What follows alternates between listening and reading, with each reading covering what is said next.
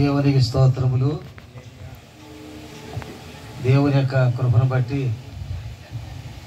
వివాహములు విశేషన్న ప్రభు బిడ్డలకు, బంధువులకు, రక్త సంబంధులకు, స్నేహితులకు, శ్రేయోభిలాషులకు, దైవ సేవకులకు, దైవ సేవకురాలకు, మరి ప్రతి ఒక్కరు కూడా నా హృదయపూర్వక వందనాలు చెల్లిస్తున్నాను. అందరికి వందనాలు.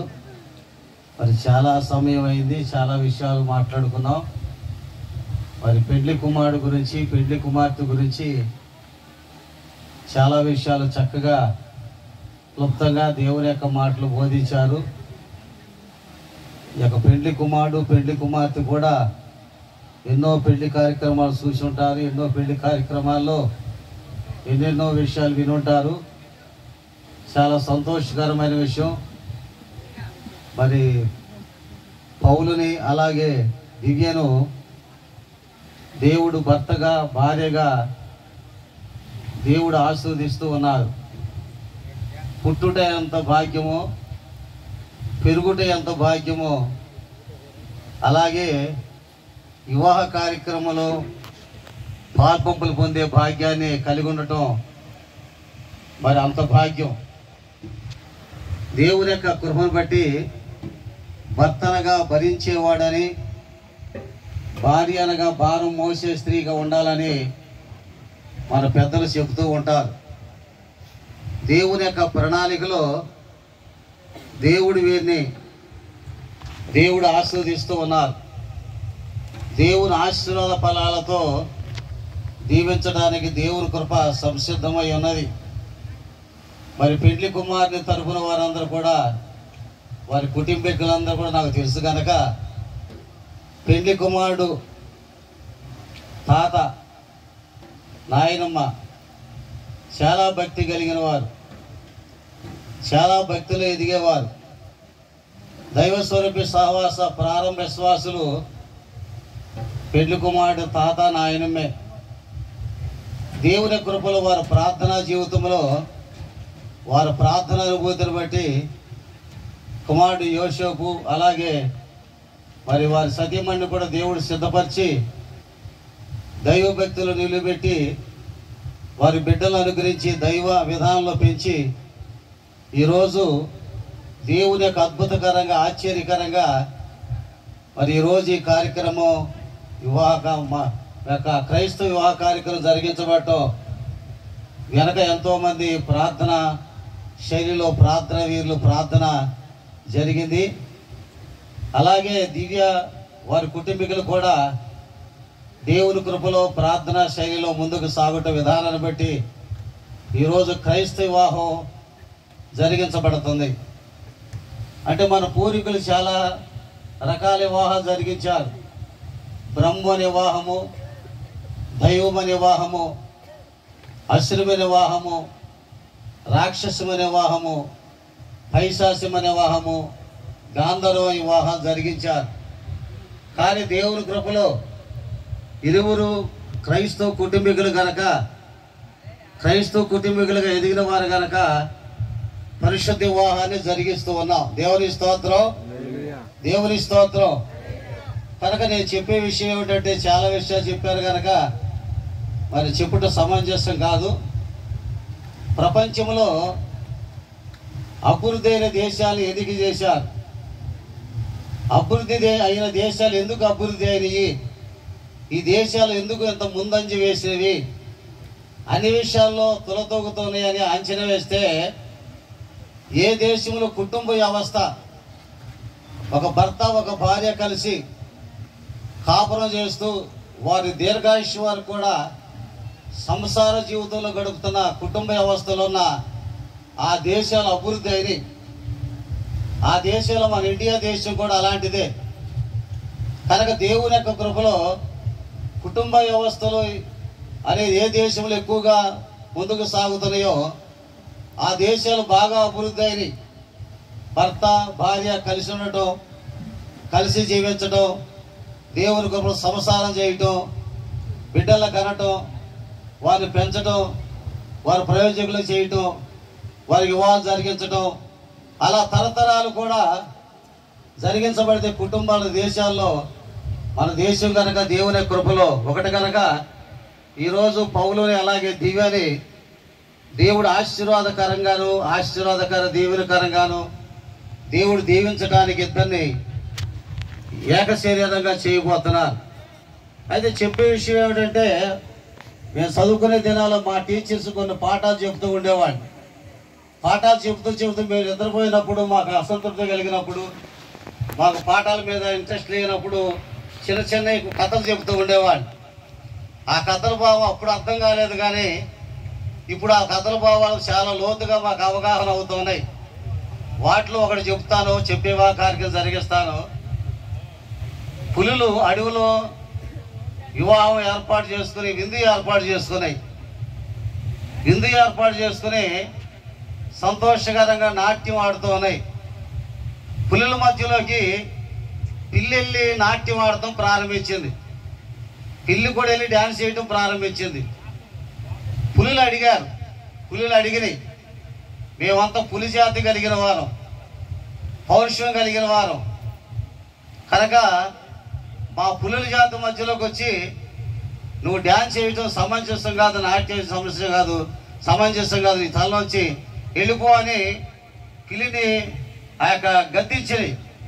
అప్పుడు పిల్లి ఏమందంటే ఒకే మాట అంది, నేను పెళ్లి కాకముందు పులినే కానీ పెళ్ళైన తర్వాత పిల్లిని అయిపోయాను అంది. పెళ్లి కాకముందు పులే, కానీ పెళ్లి అయిన తర్వాత మాత్రం పులిలు అవ్వకూడదు, పిల్లిలు అవ్వాలి.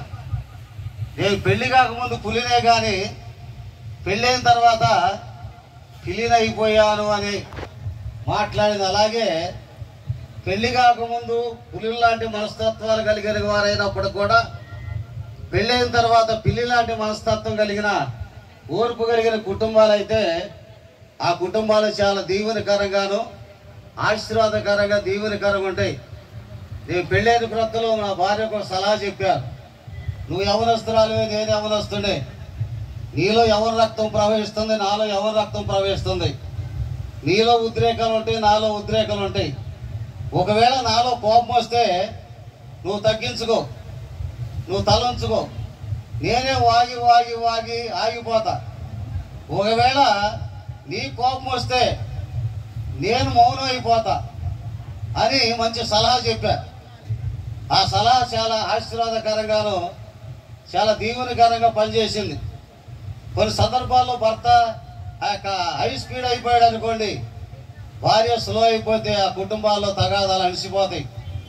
అలాగే భార్య భర్తల్లో ఒకరిలో ఒకరు ఉద్రేకాలు ప్రవేశించినప్పుడు కూడా ఒకరు తగ్గితే ఒకరు పెరిగినప్పుడు ఒకరు తగ్గితే రెండో వారు కూడా తగ్గిపోతారని సలహా చెప్పేవాడు. కనుక దేవుని కృపలో దేవుని విధానాల్లో సేవా జీవితంలో సాతాను ఎన్నో రకాలుగా ప్రయోగాలు చేసినప్పుడు కూడా వాటిని అధిగమించి జయించి ఈరోజు 66 సంవత్సరాల వయసు వచ్చినప్పుడు కూడా కుటుంబ వ్యవస్థను కాపాడుకుంటూ బిడ్డలను కాపాడుకుంటూ ముందుకు జీవితాలు చాలా ఆనందకరమైన విషయాలు. ఇలాంటి జీవితాల్లో తగ్గించుకునే మనసు లేక, ఓర్చుకునే మనసు లేక, కుటుంబాలు విచ్ఛిన్నం చేసుకుని బిడ్డల భవిష్యత్తు ఆలోచించుకోకుండా, బిడ్డల జీవితాలు ఆలోచించుకోకుండా, బిడ్డల దేశ నిర్మూలన చేసే తల్లిదండ్రులుగా కాకుండా బిడ్డల భవిష్యత్తులో మన తల్లిదండ్రులు మనల్ని ఎలాగూ ప్రయోజకులు చేసి వారు కష్టపడి పెంచారో అలాగే మన బిడ్డలు కూడా అలాంటి ప్రయోజకులుగా చేస్తే దేవుడు మెచ్చుతాడు, దేవుడు ఆశీర్వదిస్తాడు, దేవుడు దీవిస్తాడు. దేవుని స్తోత్రం. పౌలు దివ్యకు నేను చెప్పే సలహా, ఒకరు పెరిగినప్పుడు ఒకరు తరగాలి, ఒకరు తరిగినప్పుడు ఒకరు పెరగాలి. తరుగుదల ఉన్నప్పుడే రమ్యం ఉంటుంది. ఏమీ లేకుండా ఇద్దరు సైలెంట్లు ఉంటే ఏమి దానిలో ఆనందం సంతోషం ఉండదు. ఇద్దరు రేజింగ్లో ఉన్నా కూడా సంతోషం ఆనందం ఉండదు. ఒకరు పెరిగినప్పుడు ఒకరు తరిగినప్పుడు ఒకరు పెరిగినప్పుడు ఆ కుటుంబంలో ఆనందం సంతోషం అనేది వారి జీవితాల్లో ముందుకు కొనసాగిస్తాడు. దయచేసి వారిద్దరు నిలబడవలసిందిగా కోరుతున్నాం. ధరించిన షూలు కూడా ఇప్పవలసిందిగా కోరుతున్నాం. దేవుని యొక్క కృపను బట్టి, మహా ఆశ్చర్యకార్యాన్ని బట్టి ఈరోజు ప్రాముఖ్యమైన సమయానికి మనం వచ్చేసాం. కొంచెం ఆలస్యమైన సమయాన్ని కుదించి మరి దైవజనులు చక్కగా నాకు సమయాన్ని ఇచ్చారు. నేను కూడా కుదించి ఈ సమయాన్ని నేను ముగిస్తాను. ఈ స్థలంలో నిలువబడిన పౌలు అలాగే దివ్య భార్యాభర్తలుగా మరి దేవుని సన్నిధిలో అంగీకరించబడటానికి ఈ స్థలంలో నిలువబడి ఉన్నారు. దేవుని యొక్క మహా ఆశ్చర్యకార్యాన్ని బట్టి దేవుడు వారికి సమకూర్చాడు. మరి మా కుటుంబంలో మా కుమార్తెకి సరైన భర్త ఎక్కడ దొరుకుతాడని వారి కుటుంబీకులు ఆడపిల్ల తరపు వారు ఆలోచించి ఉంటారు. అలాగే మా కుటుంబంలో సరైన ఆ యొక్క భార్య అనగా పెళ్లి కుమార్తె ఎక్కడ దొరుకుతుందని పురుషుల సందర్భంలో కూడా ఆలోచించి ఉంటారు. దేవుడు వారి జీవితాల్లో దేవుడు మెచ్చి రోజు వారిద్దరిని జతపరుస్తున్నారు. వివాహం మా అందరికి ఇష్టమేనని అంగీకరించిన వారందరూ కూడా, రెండు చేతులు ఉన్న వారందరూ కూడా చేతులెత్తి చూపించవలసిందిగా కోరుతున్నాం. చాలా సంతోషకరమైన విషయం, చాలా దీవెనకరమైన విషయం. మనందరికి ఇష్టమేనని అంగీకరించున్నాం. అలాగే ఈ స్థలంలో నిలబడిన పెళ్లి కుమార్తెకు వివాహం ఇష్టమో కాదో అంగీకరించబడిన విధానాన్ని బట్టి, వారు తెలియపరిచే విధానాన్ని బట్టి కార్యక్రమం మనం ముందుకు సాగుదాం.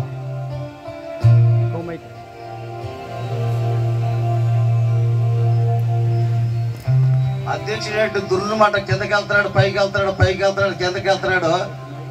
ఆయన తాడుతో కట్టేస్తే బాగుంటుంది అనుకోండి. ముందు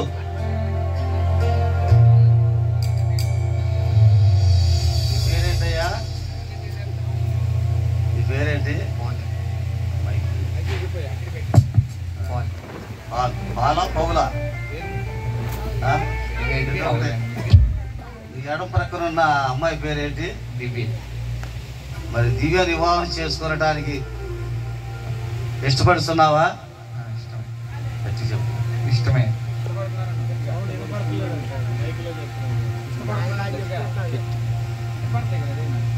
ఇష్టపడుతున్నా. దేవుని స్తోత్రం. పౌలు, నీవు దివ్య నీ స్త్రీని వివాహం చేసుకుని నీ బ్రతుకాలం అంతయు ఈమెను మాత్రమే హత్తుకొని ఉందువా? హత్తుకొని ఉందని. హత్తుకొని ఉందని. హత్తుకొని ఉందని.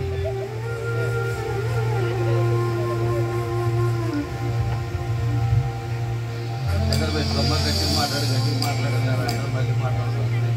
దగ్గర పెట్టు. ఈ పేరేంటమ్మా? ఈ కుడి ప్రక్కన ఉన్న అబ్బాయి పేరేంటి? పౌలు వివాహం చేసుకుంటే ఇష్టపడుతున్నావా?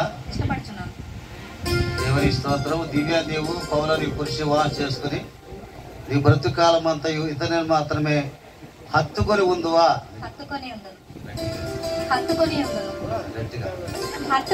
దేవుని స్తోత్రం. పెళ్లి కుమార్తె తరపున తల్లిదండ్రులు కానీ, పిల్లతండ్రులు కానీ, మేనమామలు కానీ, తాతనాయనలు కానీ ఈ స్థలంలోకి రావాల్సిందిగా కోరుతున్నాం. ఆనందనాదముతో నీ పాట పాడెదనే, బంగారు పాదాలకు అందనమనరింతునే. ఆనందనాదముతో నీ పాట పాడెదనే, బంగారు పాదాలకు అందనమనరింతునే. పసిడి పలుకులతో పలుకులతో నీ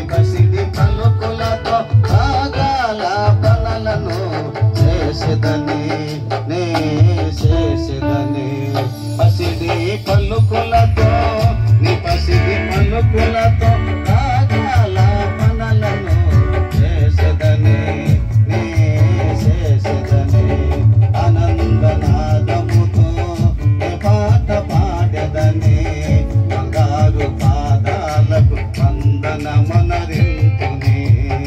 ఆనందనాదముతో